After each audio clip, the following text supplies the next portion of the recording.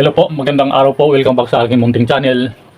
Ako po ay magdidemo ngayon ng isang breaker at ilaw, switch, single switch at saka isang convenience outlet. Sana po panoorin po ninyo ito, lalong-lalo na doon sa mga beginners para po ito sa kanila. Doon sa magagaling na, pwede nyo ito i-skip. At ako po ay doon sa mga magagaling na ay saludo po ako sa inyo. Ngayon po, sana po tapusin nyo ang demonstration na ito, lalong-lalo na doon sa mga beginners, para makuha nyo ng kaunting kalaman kung paano mag-wiring ng isang ilaw at saka isang single switch at saka isang convenience outlet. Ang gamit natin ay isang breaker lamang. Ngayon po itong breaker na ito ay 20 amperes at kailangan palagi ito na naka-off.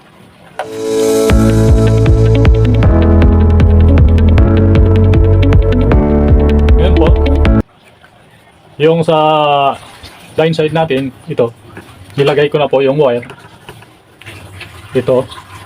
At yung galing sa service entrance natin, dito natin pinadaan. At paglalagay tayo ng wire para sa ating ilaw, ito po, dalawa po, at yung sa ating convenience outlet. Yan. At dito naman po sa ating switch, lagyan natin ng dalawang wire. Yan. Itong demonstration ito, inuulit ko para lamang doon sa mga beginners. Ngayon po, unang-una natin lalagay yung para sa ating bukilya, receptacle. Ngayon po, dito sa gitna, dito po natin ilalagay yung return. Ito po. Yung neutral po, kasi line to neutral po ang connection dito, ang aming service provider, dito po sa gilid. Pag line to line, walang problema. Kahit magkabaliktad pwede. Pero pag line to line, yung line 1 dito sa gilid, yung line 2 dito sa gitna. Kasi parehas naman mayroon pong tigwa 110 volts ang supply niya. Pag line to neutral, kailangan yung return dito sa gitna ilalagay. Kasi pag switch on mo yung switch, magiging live yun. Kaya dapat nasa gitna ang paglagay dito. Yan. Ito po, dito po. Kasi kung minsan, pag naglalagay tayo ng valve, minsan mahahawakan natin dito. Nahahawakan natin dito sa may dulo. Nakukuryente tayo. Kaya kailangan yung neutral dito sa gilid ilagay, yung return dito sa gitna. Pag line to neutral po ang ating supply. Ngayon, ito po yung sa gitna. Dito po natin ilalagay itong return. Itong itim ang ating gagamitin.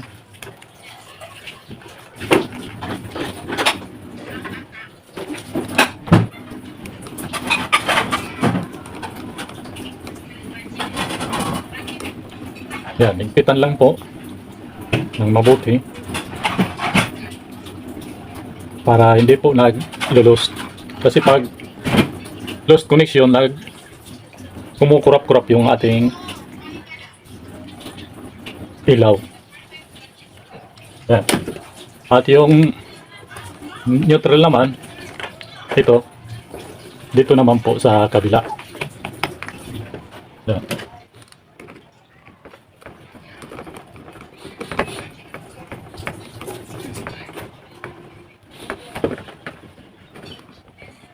Dapat mahigpit po para hindi po siya naglulos.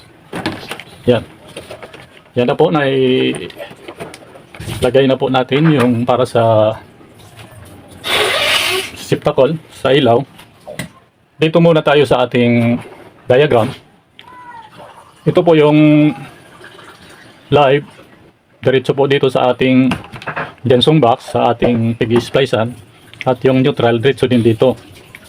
Ngayon, yung galing sa dito sa bukilya, ito, dalawa.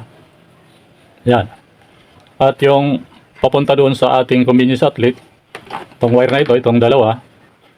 At yung papunta dito sa switch, ito po yung dalawang wire.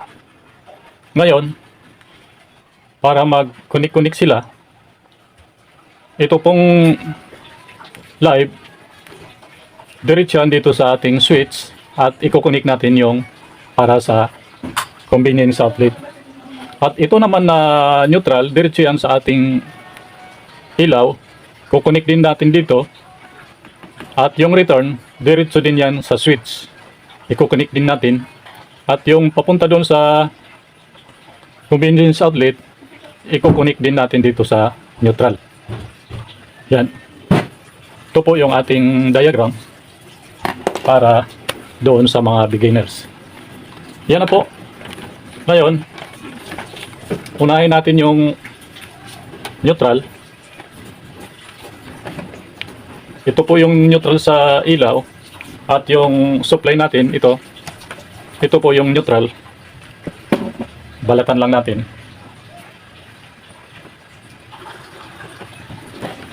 Yan. Balatan muna natin ito.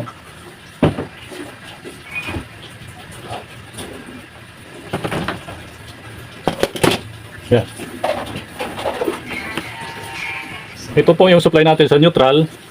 Sama natin yung sa ilaw at yung neutral dito sa ating convenience outlet. Itong tatlong ito, pag samahin natin ito para magkaroon na po siya ng supply.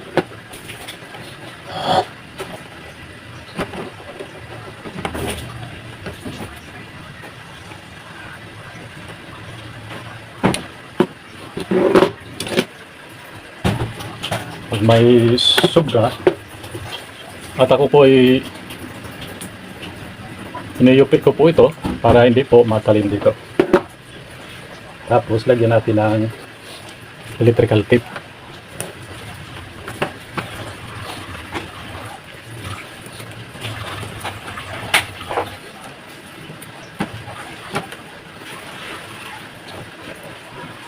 Yan. Tapos na tayo sa neutral. Dito naman tayo sa ating live. Ito yung live natin at ito naman yung supply ng papunta sa outlet at yung papunta sa switch. Itong tatlong ito, pag sama-samahin lang natin para magkaroon din sila ng supply.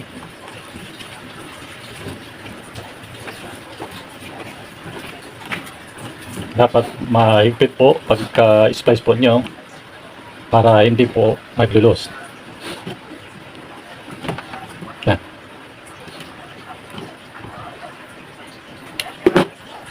Yan natin ang electrical tape. Paglagay naman ng electrical tape, pag sa actual na, dapat makapal ang ilalagay nyo. Dito, for demo purposes lang po, maliit lang po yung aking ilalagay. For demo purposes lang po naman. Yan. Ngayon, ang huli nating ilalagay yung return. Ito po yung return. Ito po yung return. Itong dalawang ito, pagsamahin din natin ito. Itong return.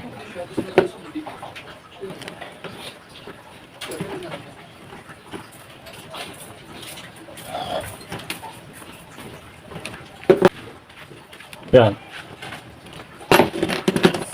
Lagyan din natin electrical tape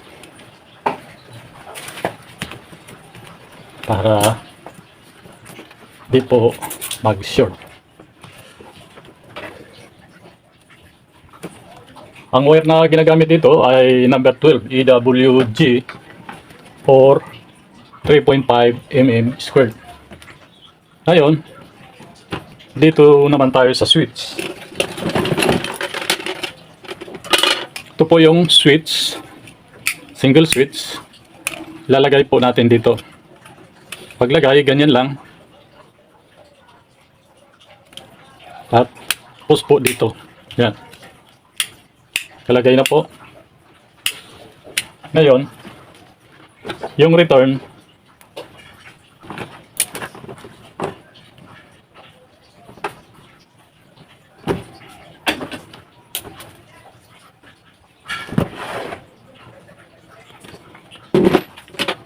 ang pagbabalat naman, mayroon po iyan sukat dito, yan. Ganyan lang. Para eksakto lang po dito siya sa butas ng switch. Ngayon, ito po yung ating single switch. Yung live dito po sa may off portion. Ito po yung live. Dito natin sa may off portion ilalagay. Yan. At yung return dito po sa may on portion. Yung galing sa bukilya. Yan. Ganyan lang po. Tapos, ito naman po yung ating convenience outlet, 1 gang. Ganon din, may nakalagay dito na letter L at saka letter N. Yung live natin, sa letter N natin ilalagay. Balatan muna natin ito. Yan. Ito pong fires ko may pang stripper po siya. Yan. Ngayon, ito po yung neutral. Lalagay natin dito sa letter N. Ayan, ganyan. At ito po yung live natin dito sa may letter L. Ayan. Ganyan na. Ngayon, ipipix lang po natin.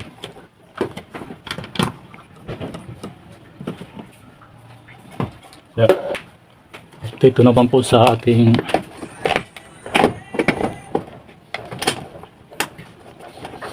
bukilya.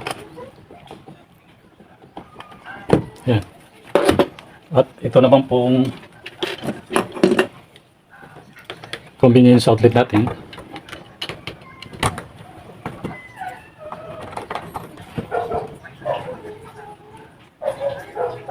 Yan. Ngayon, lagyan natin ng takip.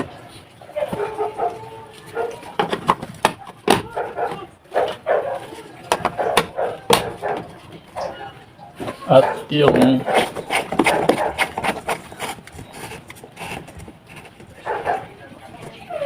yan. Ngayon, bago natin i-terminate ito, pag nag-splicing kayo, pag natapos na po mag-wiring, kailangan mag short circuit test tayo. Para po doon sa mga baguhan, kailangan nyo po i-short circuit kung mayroon bang mali sa ating wiring connection. Mahalaga yan kasi kung may short circuit, may mali sa ating connection, madudoble po tayo. Tatanggalin naman natin at i-check kung saan bang nagkamali tayo. Kaya kailangan short circuit muna bago i-terminate dito sa breaker. At kailangan naka-off po ito. Palagi po itong naka-off. Ngayon, tumutunog naman yung digital tester ko. Lagay ko po dito. Pag tumunog po siya, ibig sabihin may mali sa ating connection. Pag hindi po siya tumunog, ibig sabihin okay po yung ating wiring connection. Lagay ko na po. Yan. Hindi po tumunog. Short ko lang. Okay naman.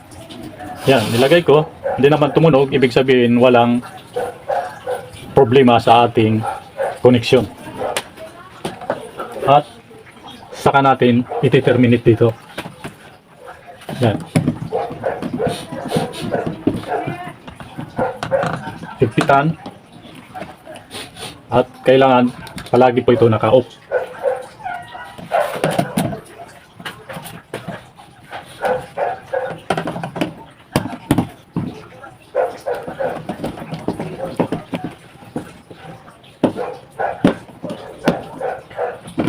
Yan. Ngayon, sa ating wiring, ang nangyari, ganito na ang nangyari. Itong neutral, nakakunik siya dyan at nakakunik ito. Ganyan. At yung live natin, nakakunik siya dyan sa galing sa switch at saka yung ating papuntang convenience outlet. At yung return, ito po yung return, nakakunik siya dito. Yan. Yan po yung ating connection. Ngayon po, subukan po natin kung may power po ba galing sa ating service entrance. Huwag kalimutan i-set sa volts kasi kanina nasa ohms tayo. Kaya dapat huwag kalimutan para hindi po masira yung digital tester ninyo. I-set sa AC at sukatin natin kung mayroon bang kuryente na pumapasok dito. Di kaya may supply po ba tayo. Nakasit na sa AC, nakasilik sa volts. Sukatin ko na po. Yan. Nakikita ba? 228 volts. At yun po natin. Yan. Sukatin din natin dito kung tumawid ba yung ating supply. Yan. 227.5 volts. Kasi pag hindi natin sinukat dito saka tinister, baka sira itong breaker natin. Hindi natin alam, nasira pala yung breaker natin. Pag on natin dito at saka pagsaksak natin dito sa outlet, hindi siya nagpapangsyon. Kaya mahalaga din na sukatin dito para malaman natin na okay yung ating breaker. Yan na po. Mayroon po siyang voltahe. Ngayon, subukan na po natin itong sa ilaw. Yan. At dito sa ating convenience outlet, may socket po ako dito, socket valve. Ilalagay po natin. Yan. Okay po. I-off ko po dito. Yan. I-on ko po. Yan. I-off ko po. I-on. I-off ko po dito. Yan. Tapos na po tayo. Maraming salamat po sa inyong panonood. Sana po napulutan nyo ng kaunting kaalaman tungkol sa basic wiring connection para sa ating ilaw at saka outlet. Ito po ay para lamang doon sa mga baguhan na gustong mag-DIY para sa kanilang bahay. Maraming salamat po. Sana po mag-subscribe po kayo sa aking munting channel at pindutin ang notification bell para updated po kayo sa aking mga susunod i-upload. Maraming salamat po. Sana po pagpalain tayo ng may kapal. Thank you.